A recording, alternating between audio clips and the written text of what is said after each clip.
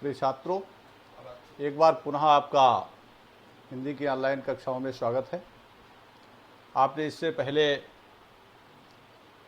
आपने खंड काव्य के 3 सर्ग पढ़े थे।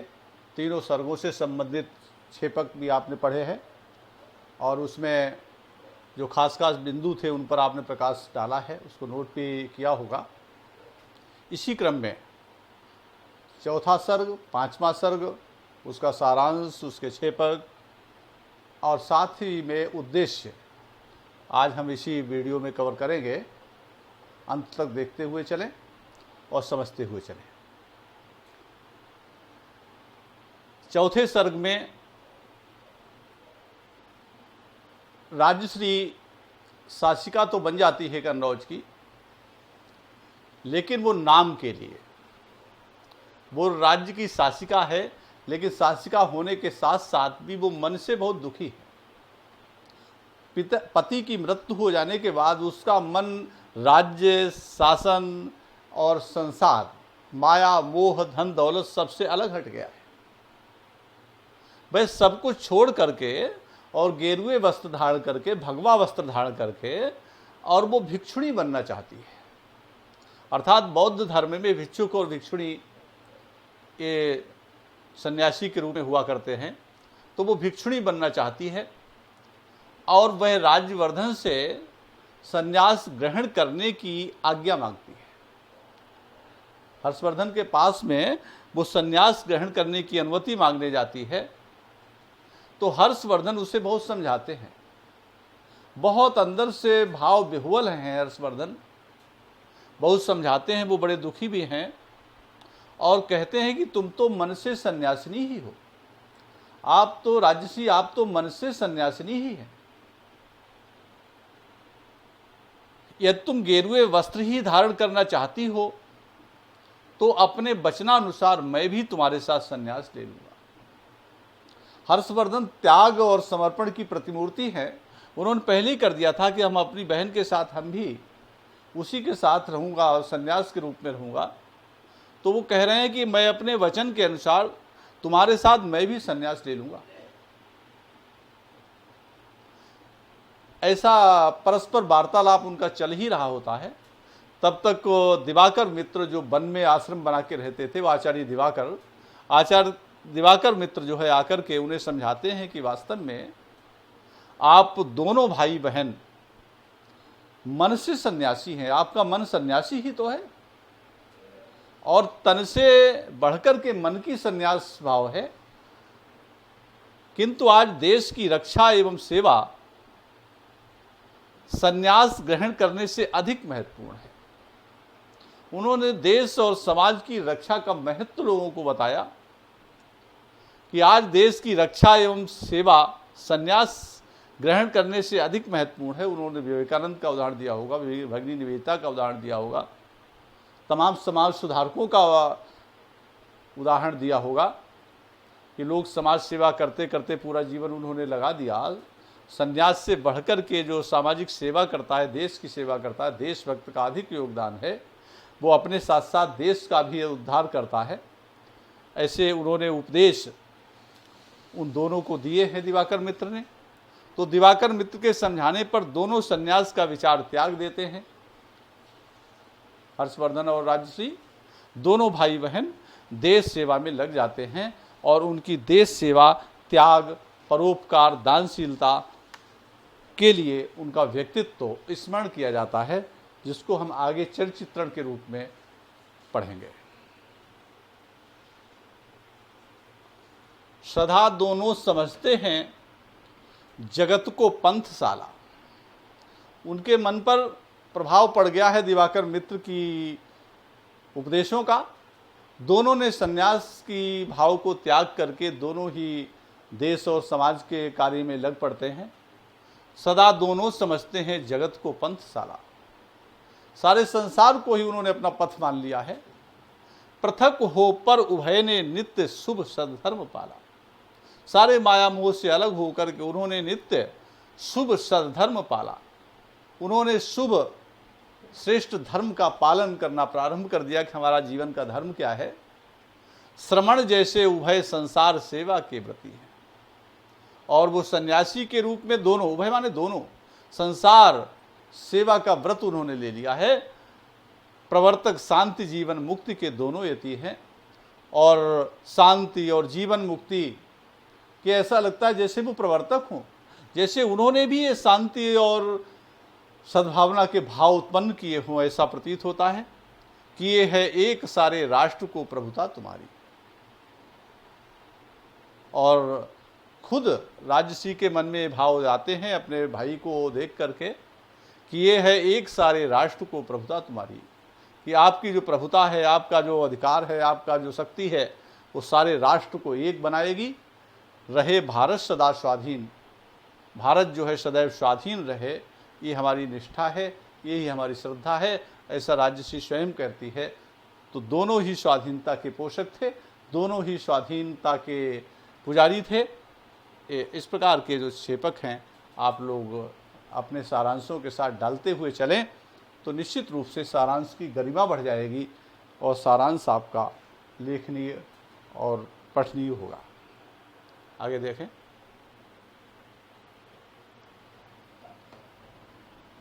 पंचम सर्ग में आप देखें तो हर्षवर्धन आदर्श सम्राट के रूप में कन्नौज पर शासन कर रहे हैं। उनके राज्य में प्रजा सब प्रकार से सुखी है, विद्वानों की पूजा हो रही है, सब विद्वानों का बड़ा सम्मान उनके राज्य में हो रहा है। सभी प्रजाजन बड़े आचरणवान, धर्मपालक, स्वतंत्र तथा सुरुचि संपन्न हैं। सभी बड़े आचरण के धनी है, सारी प्रजा जो है बहुत आचरणवान है, सभी धर्म का पालन करते हैं, सभी स्वतंत्र और बड़ी रुचि से सारे धार्मिक आयोजनों में भाग लेते हैं। महाराज हर्षवर्धन सदैव जन कल्याण एवं शास्त्र चिंतन में लगे रहते हैं। जनता का भला कैसे हो, जनता का कल्याण कैसे हो, इस प्रकार वो सदैव सोचते रहते हैं। शास्त्र चिंतन, अच्छे अच्छे शास्त्रों का अध्ययन करते हैं, उसका प्रसार करते हैं। अपने भाई के ऐसे धर्मानुशासन को देखकर राज्यश्री भी प्रसन्न रहते हैं। उसे लगता है कि भाई हमारा बड़ा ईमानदारी से हमारे कंधे से कंधा लगा करके इस राज्य का संचालन कर रहा है। बहुत प्रसन्न है राज्यश्री। संपूर्ण राज्य एकता के सूत्र में बंधा हुआ है, सारे राज्य में एकता स्थापित है। एक बार हर्षवर्धन तीर्थराज प्रयाग में संपूर्ण राजकोष को दान करने की घोषणा करते हैं। अर्थात तीर्थराज प्रयाग में उन्होंने सारे राजकोष को दान करने की घोषणा की और यह क्रम आगे भी चलता है। आगे देखेंगे इसका अंश अभी। हुई थी घोषणा सम्राट की साम्राज्य भर में। जैसे हम लोग अभी सारांश को पढ़ते जा रहे थे, समझते जा रहे थे, उसके बाद उससे संबंधित उन्होंने घोषणा जो की है राज्य भर में, उसका काव्य अंश भी आ गया। तो हम बीच बीच में भी काव्य उद्धरण डाल सकते हैं और सारांश पूरा लिखने के बाद लास्ट में भी डाल सकते हैं। हुई थी घोषणा सम्राट की साम्राज्य भर में, करेंगे त्याग सारा कोष ले संकल्प करने, कि मैं सारा राज्यकोष मैं गरीबों को के हित में दान कर दूंगा, ऐसा उन्होंने संकल्प किया था। सब कुछ दान करके वे अपनी बहन से मांगकर वस्त्र पहनते हैं। इसके पश्चात प्रत्येक 5 वर्ष बाद वे इस प्रकार अपना सर्वस्व दान करने लगे। प्रत्येक 5 वर्ष बाद वह अपना सर्वस्व दान करने लगे। 5 वर्ष के बाद में सारा राजकोष इकट्ठा करके वह प्रयाग में जाते थे और जाकर के वहाँ सब कुछ दान कर देते थे।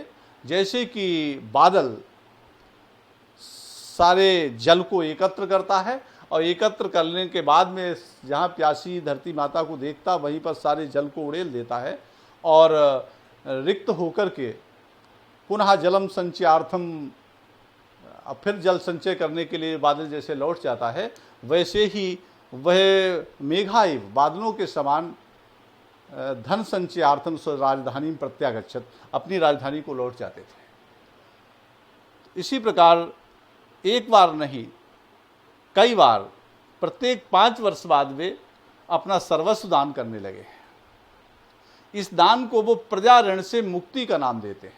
ये जो दान दे रहे हैं इसमें कोई अपना बहुत बड़ा बड़प्पन नहीं वो दिखा रहे हैं। वो कहते हैं ये प्रजा ऋण से मैं मुक्ति पा लेता हूँ, अर्थात प्रजा का जो ऋण जो मेरे ऊपर आ गया है वो ये प्रजा का ही धन है, मैं प्रजा को ही दे रहा हूँ। प्रजा से ऋण मुक्ति का वो नाम देते हैं इस आयोजन को। अपने जीवन में वे 6 बार इस प्रकार के सर्वस्व दान का आयोजन करते हैं। 6 बार उन्होंने सारे राज्य कोष के धन को इकट्ठा किया और 6 बार उन्होंने प्रयाग में जाकर के उसका वितरण किया। हर्षवर्धन संसार भर में भारतीय संस्कृति का प्रसार करते हैं, भारतीय संस्कृति का फैलाव करते हैं कि सबसे बड़ा जो हमारी संस्कृति का उद्घोष क्या है, ईशावास्यमिदं सर्वं यत्किंच जगत्याम जगत तेन त्यक्तेन भुंजी था मागृधा कश्चित धनम।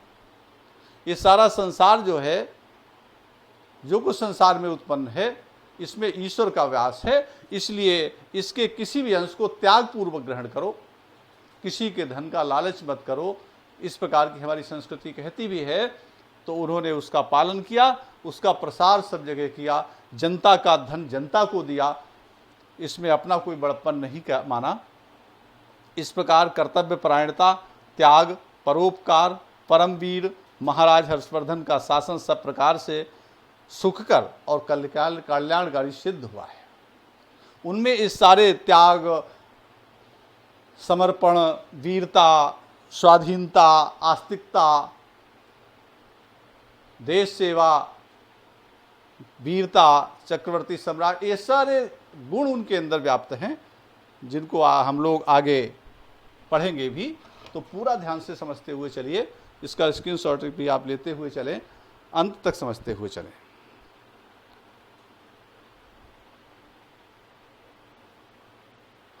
हुई थी घोषणा, आप देखें 1-2 छेपक इसमें डाल दिए हैं सारांश के साथ में लिखने के लिए। हुई थी घोषणा सम्राट की साम्राज्य भर में, करेंगे त्याग सारा कोष ले संकल्प कर में। इससे पहले बीच में भी आप इस लाइन को पढ़ चुके हैं कि उन्होंने, सम्राट ने घोषणा की थी कि मैं सारा जो कुछ भी इस कोष में धन है उस सबको मैं दान में दूंगा, ऐसा संकल्प किया था। मुदित हो देखती थी राजश्री धर्मानुशासन, और ऐसे धर्म के आधार पर चलने वाले अपने राज्य के शासन को जब देखती थी राजश्री, उसे बड़ा संतोष होता था, बड़ी वो प्रसन्न होती थी। मुदित हो देखती थी राजश्री धर्मानुशासन, भरा था दिव्यता से ज्येष्ठ भ्राता का मना। उसे ये सबसे बड़ा संतोष मिलता था कि उसके ज्येष्ठ भ्राता का जो मन था वो महामन, वो बहुत विशाल मन था और वो दिव्यता से भरा हुआ था, उसमें दिव्य भाव थे, कोई लोभ लालच के भाव नहीं थे। इस प्रकार राजश्री अपने भाई हर्षवर्धन के शासन को देखकर बहुत प्रसन्न है और उसे बहुत संतोष है।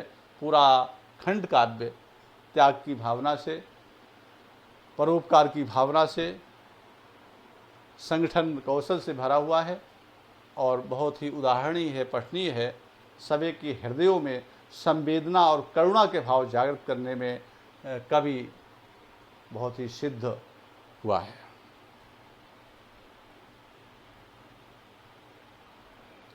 अभी हम लोगों ने 5 सर्गों के सारांश, उनके छेपक पढ़े हैं।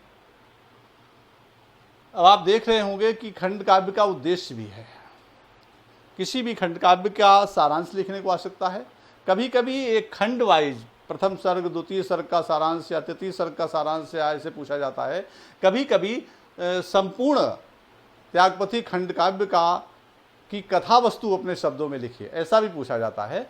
तो फिर सभी जो आपके सर्ग हैं, उन सर्गों की कहानी को क्रमबद्ध, पैराग्राफ बदल बदल करके क्रमबद्ध, थोड़ा शॉर्ट करके, थोड़ा संक्षेप करते हुए और संक्षेप करते हुए इसको लिखेंगे। और लिखने के बाद में प्रत्येक खंड लिखने के बाद एक एक छेपक, 2-2 छेपक डालते हुए उस पूरे सारांश को एक साथ भी बाइंड करके भी लिख सकते हैं, लिखेंगे। कभी कभी ऐसा पूछ लिया जाता है और उसका उद्देश्य पूछा जाता है और प्रमुख पात्रों के चरित्रण पूछे जाते हैं। जैसे हर्षवर्धन का चरित्रण है, राजश्री का चरित्रण है, ये प्रमुख पात्र हैं। तो उद्देश्य को देखेंगे। त्यागपति खंड काव्य में कविवर रामेश्वर शुक्ल अंचल ने अनेक प्रयोजनों को पल्लवित किया है, अर्थात उन्होंने अनेक उद्देश्य इसमें निहित किए हैं। इस खंड काव्य के मुख्य उद्देश्य या संदेश इस प्रकार हैं। अंचल जी ने प्राचीन भारत का गौरवमय चित्र प्रस्तुत किया है। हमारा प्राचीन जो भारत था वो कितना गौरवपूर्ण था, इस संदेश को यहाँ पर उभारने का प्रयत्न किया है। जैसे न्यायशीलता व्याप्त थी, धर्म संस्कृति का बोलवाला था, इससे परिचय कराया है। एक उद्देश्य ये होगा। दूसरा है सम्राट हर्ष के त्याग में जीवन का आदर्श दर्शाना।